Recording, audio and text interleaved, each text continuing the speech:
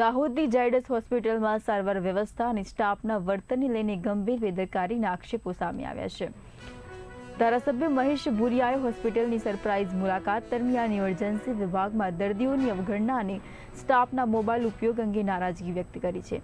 આરોપ છે કે દર્દીઓ યોગ્ય સારવાર આપવામાં બેદરકારી રાખવામાં આવી અને દર્દીઓને સગાઓ સાથે પણ ઉદ્ધતાઈપૂર્ણ વર્તન કરવામાં આવ્યું। સ્થાનિક લાયક ડોક્ટરોને વધુ તક આપવા સૂચન કર્યું છે। અમારા લીંબડીથી રિફર કરીને અહીંયા હોસ્પિટલમાં દર્દીને ઝેરી જાનવર કરડવાના કારણથી અમે અહીંયા લાવ્યા હતા અને હું પાછળ રહી ગયો હતો। અડધો પોણો કલાક પહેલાં પેશન્ટ અહીંયા આવી ગયું હતું અને અડધો પોણો કલાક પછી હું આવ્યો ત્યાં સુધી ટ્રીટમેન્ટ ચાલુ નથી કરી। નહીં કરવાથી અમે અમારા એમએલએ સાહેબને ફોન કર્યો। એમએલએ સાહેબને ફોન કરવાથી અમે સાહેબે કીધું કે ડૉક્ટરને ફોન આપો, તો કોઈ ડૉક્ટર ફોન લેવા તૈયાર નથી, કોઈ ડૉક્ટર વાત પણ નથી કરી। અને પછી અમારા સાહેબ ત્યાંથી 20-25 કિલોમીટરથી જાતે સાહેબ આવે અને જાતે સાહેબ આવીને ચર્ચા કરી અને ટ્રીટમેન્ટ દવા દારૂ ચાલુ કરાવી।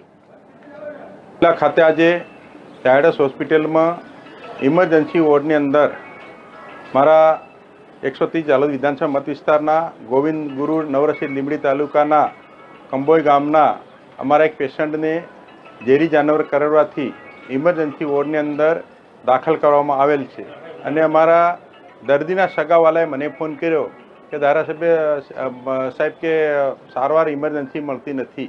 તો એના માટે મેં ડૉક્ટરશ્રીને ઇમરજન્સી વોર્ડમાં વાત કરી। ડૉક્ટરશ્રીએ 10 મિનિટ સુધી મારા ફોન પેશન્ટે વાત કરવા કીધી, પેશન્ટના સગા સંબંધીએ, તો તે ડૉક્ટરે વાત નહીં કરી અને દાહોદ જેવી ઇમરજન્સી ઝાયડસ હોસ્પિટલની અંદર ટ્રાઇબલ જિલ્લાના છેવાડાના જિલ્લાના દર્દીઓ આકસ્મિક સારવાર માટે આવતા હોય છે। આવા દર્દીઓને જો સમયસર સારવાર નહીં મળે તો ઘણા દર્દીઓને ઓળખાણ હોય, ઘણા દર્દીઓને ઓળખાણ પણ ના હોય। રાજસ્થાન, મધ્યપ્રદેશ અને ગુજરાત જેવા 3 રાજ્ય અમારા ટ્રાઇબલ જિલ્લા બાંસવાડા છે, ડુંગરપુર છે, જાબાઝ છે, અલીરાજપુર છે, દાહોદ છે, તેવા 5 જિલ્લામાંથી દર્દીઓ અહીંયા ઇમરજન્સી સારવાર લેવા માટે આવતા હોય છે। અહીંનું વહીવટીતંત્ર, અહીંનું મેનેજમેન્ટ અને અહીંનો મેડિકલ વિભાગ ગામડાના ગરીબ લોકોના ભવિષ્ય જોડે